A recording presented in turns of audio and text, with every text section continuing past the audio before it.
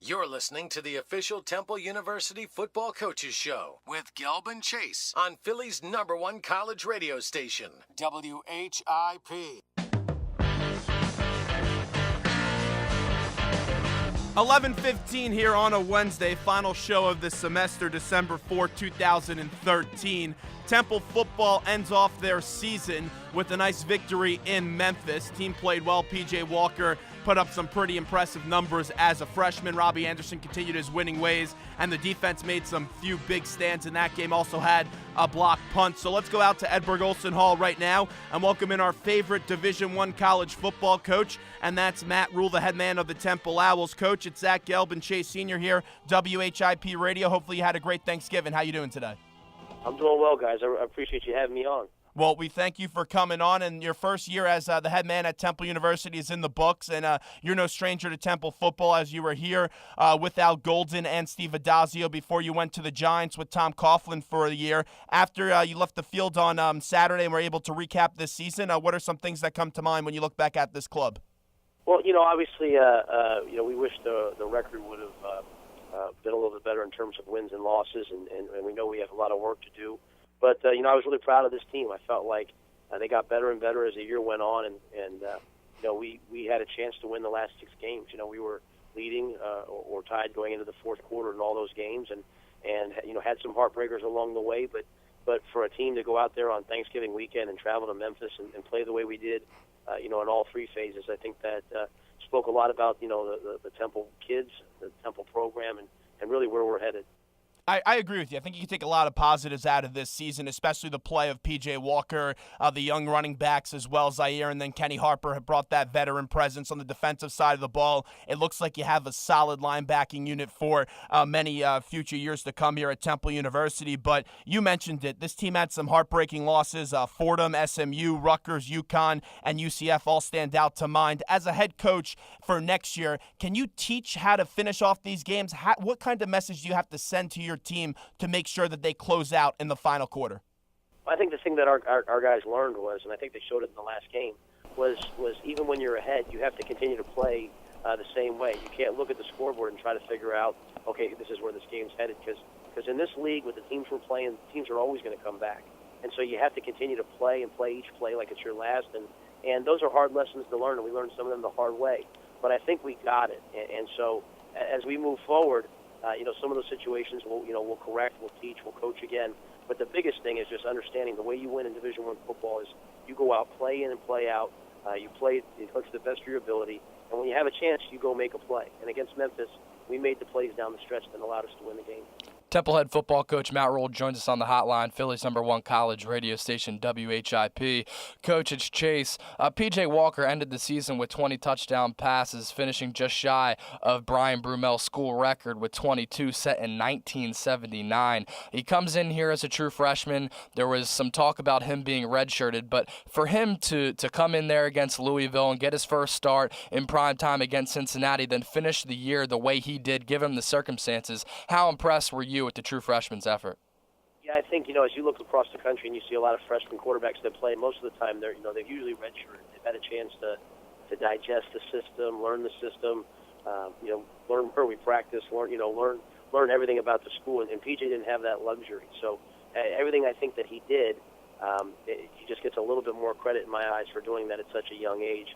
So what he has to do now is he has to make sure that whatever work he put in, whatever lessons he learned, he doesn't forget that he's even that much more hungry moving forward. And I think if he does it, I think if he works to that level, he can be whatever he wants to be. And I think he's going to be an exciting Temple Owl football player for a long time. Robbie Anderson's journey is pretty incredible. During spring camp, he was practicing with the second-team defense as a cornerback. Then he left the team. He was inactive for the first couple of weeks. Then he comes on real hot and finishes the year with 791 receiving yards and 9 touchdowns. What made Robbie Anderson take off? Because he's got elite speed, he runs really good routes, has great hands, but he was able to put everything together on the field. I think that credit goes to him. I mean, I think we think about all of ourselves, as whether we're, students here at Temple or we're working at Temple, we kind of all go through our own journey in life. And at some point, whether we hit rock bottom or we hit a high, we realize, okay, this is how I want to, this is the direction I want to go in. And I think that's what Robbie did. He went home, took some time off this summer, and realized, you know what, I want to be at Temple. I want to be a Temple Owl. I want to follow the rules that are there. I want to do the things they're asking me. And once Robbie took control of his own life and got himself going in the right direction and realized he wanted to be here, overcame some personal things he was dealing with, his talent took over. And, he was an exciting player to watch. He was a fun player to coach. And, we have him for 2 more years. I think it was evident once PJ took over that this offense is one of your strengths for next year. And you look at that whole offensive unit. You return Kenny Harper. Zaire Williams will be back. Jamie Gilmore looked impressive in that Memphis victory. PJ's going to be your man under center, assuming he can stay healthy. Wide receivers, you lose Ryan Alderman, but you have Robbie Anderson. Maybe you could add another receiver there recruiting. But then you look at the offensive line. You lose Cody Booth. But for overall, it looks like pretty much for next year, your offense is intact and it's pretty set, and you return a lot of players.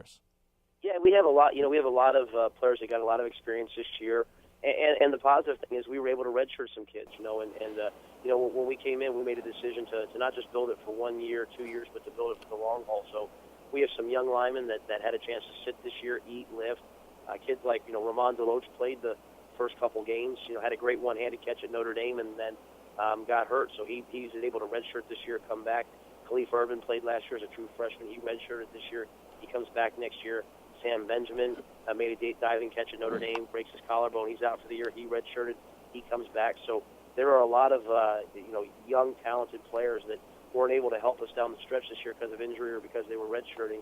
But we look forward to having them next season. Coach, after the 41-21 win against Memphis, you sent out a tweet that said, PJ and the fellas set the Temple single-season passing record today. Time now to recruit some ballers who want to make some plays.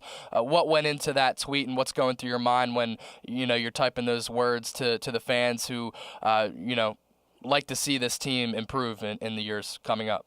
Yeah, I'm very clearly trying to send a message to the recruits out there, and I'm telling them basically, hey, if you're a wide receiver, if you're a running back, if you're an offensive lineman, what better place is there to come than Temple? You can come get a great education.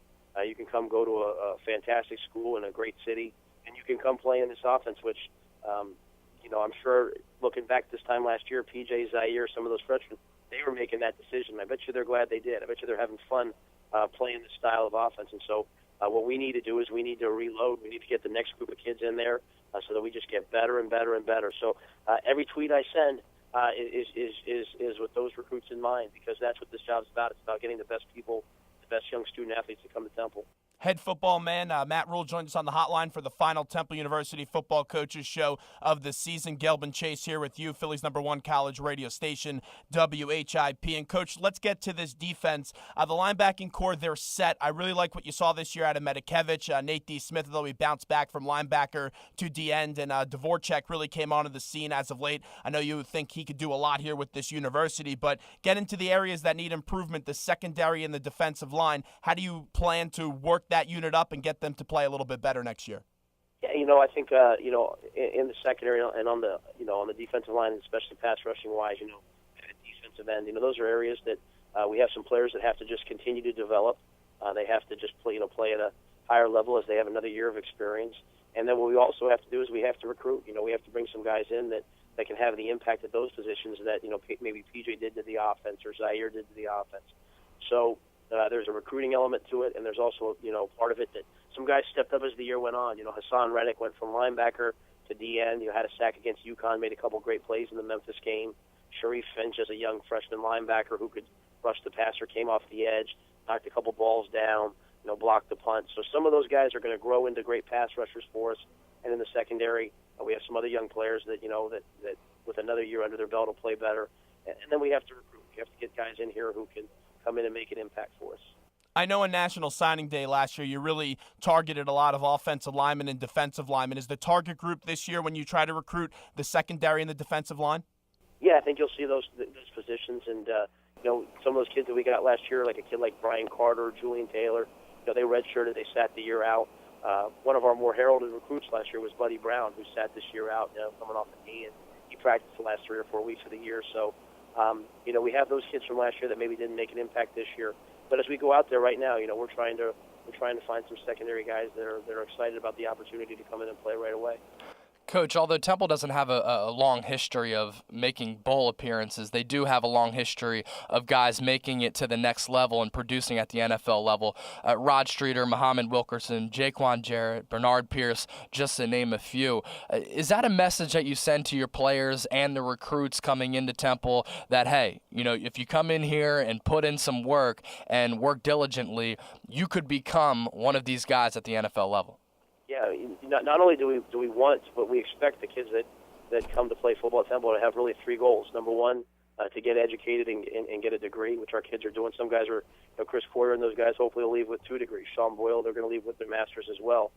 Number two, we want them to have the goal of winning a championship. And number three, of going on and playing pro football. And those are 3 great goals. I had a chance to coach in the NFL. Some of my coaches coached and played in the NFL.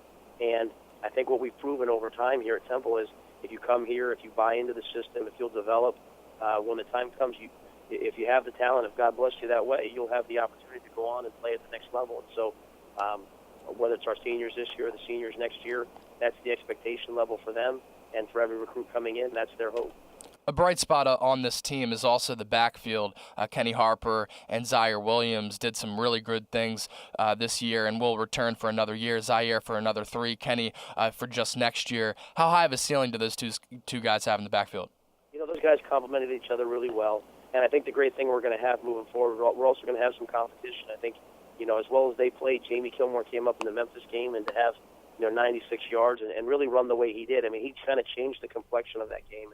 And Hassan Dixon is one of the fastest guys on the team that, he's growing into his role. So I think the backfield is really healthy moving forward. Jabo Lee was a Tennessee signee that came to us with a torn ACL and had surgery. He'll be back next season, and I think he's going to be a dynamic presence. So, I think, whether it's for 1 year with Kenny or for the next 3 with some of those other guys, we have a stable of running backs that can produce for us. A few more questions with Matt Rhule. And Coach, I know you've been here only the head man for 1 year, but you do have a good pass with this program, and you got to recruit a lot of the guys that have played their final football game here. What was the message to the seniors once they walked off the field for the final time on Saturday? Well, I think we just thanked them. They've been through some adversity this year, and for a lot of them, they've been through adversity for the last 4 years. 3 head coaches, all different paths in their lives, but the thing that they all had in common was they'd all made a commitment to getting their degrees and getting educated, and they'd all made a commitment to Temple football to finish this thing out. And so some guys couldn't do that, but the guys that were out there in Memphis did. And I thought, to a man, a lot of them played their best games. Kamal Johnson on 4th and 1 knocks the guard back into the quarterback and absolutely changes the game. Paul Layton, as a senior 5th-year punter, runs a fake punt, makes the guy miss, and gets the first down. Cody Booth played left tackle as well as anybody's played it here over the last 4 or 5 games, and it was fantastic again on Saturday. Abdul Smith made plays. Mel Johnson knocked a deep fade down. So I thought our senior group really led the way at the end of the year, and they led the way towards that Memphis win. We always knew it would be a rigorous task to replace a player like Brandon McManus, and I know he got cut by the Colts, but he'll definitely be playing in the NFL on Sundays, and he's always around your program as well. Layden did an excellent job, though. He was a really strong punter and got some national attention, but where the team was hurt on the special teams was really the place-kicking game with Jim Cooper Jr., who you made the switch eventually to Visco. Is that something that you could fix in-house with one of those 2 kickers, or do you have to look recruiting to fix the special team game? It's a 2-pronged approach. I mean, I think on this end we're going to challenge those guys to improve their game, and now they've had a chance to kind of catch their breath this off season. Now that they know what place kicking and kicking off is like at this level, hopefully they can take the job and run with it. And at the same time, we're also going to look outside because you are right. I mean, we had opponents had a distinct advantage in us this year in terms of kicking field goals, and so we have to correct that. Be it in-house or looking outside. Coach, with the season now in the books, looking back, what was probably the hardest facet that you had to deal with from start to finish in your first year as head coach at Temple? Well, I think unfortunately, as the year began, there was maybe the level of commitment that's required to win at this level. Not everyone necessarily had it, and so coming off a disappointing Fordham loss, a game that you feel like we should never lose, but we did. I think that was hard for us as a program. I think maybe it was one of the best things that ever happened to us, but it was hard for us. And what we had to really go back and do is question who was really in it. Who was playing for Temple and who really cared about the program. And what we did was some people unfortunately had to move on in their careers, but other guys had a chance to refocus, reevaluate themselves, and I think that's what turned us into a better football team towards the end of the year.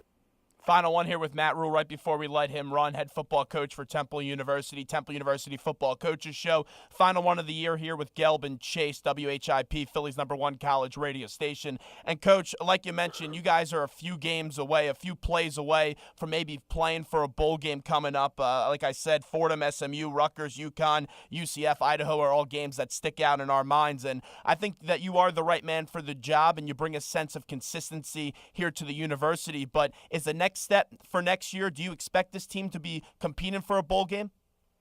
Well, I think so. The one thing I'll say, the one thing I have learned this year is when you start looking at all those external things, you have a tendency not to focus on what's at hand. And we have high expectations for the program. We want to compete for conference championships and win them. We want to go to bowl games. But the thing that I think we have to do right now, and I've challenged these guys, that's why I came back Monday morning at 6 o'clock in the morning, was what we have to do is we have to learn how to get there at 6 o'clock in the morning and outwork all the teams that we're playing. And that maybe wasn't there last year. We were moving in that direction, but I think we have it now. So, I want to go to a bowl game next year. I want to challenge for the conference championship. I want to do all those things. But the biggest thing I want to do right now is I want to see this group finish this semester right, finish their classes the right way. And that might sound like a coach's answer, guys, but that's one thing I learned this year is if you want to win these games, and you're losing by a couple of yards, by a foot, by a play, the answer is usually found in the off season somewhere. So we're going to have the hardest off season Temple football's ever had, and then come out of it as a better program. Well, Coach, we appreciate you joining us today and the rest of your staff. You guys are always benevolent to us throughout the course of the season here on the Temple University Football Coaches Show. We also appreciate Rich Berg for setting this up before the season. So thanks so much. Let's see some more football wins next year, and we'll continue to talk to you down the line. Hey, guys, thanks again for everything. Thanks, Coach. Matt Rhule right there, head football coach for the Temple University Football Owls, Philly's #1 college radio station, WHIP. We got to turn the page, though. Big 5 action tonight at the Liacouras Center. Temple, St. Joe's, they meet for the 156th time in the program's existence. John Baum, former Temple Owl, current color analyst, along with Harry Donahue on the radio broadcast, will join us next. Gelb and Chase rolling along on a Wednesday.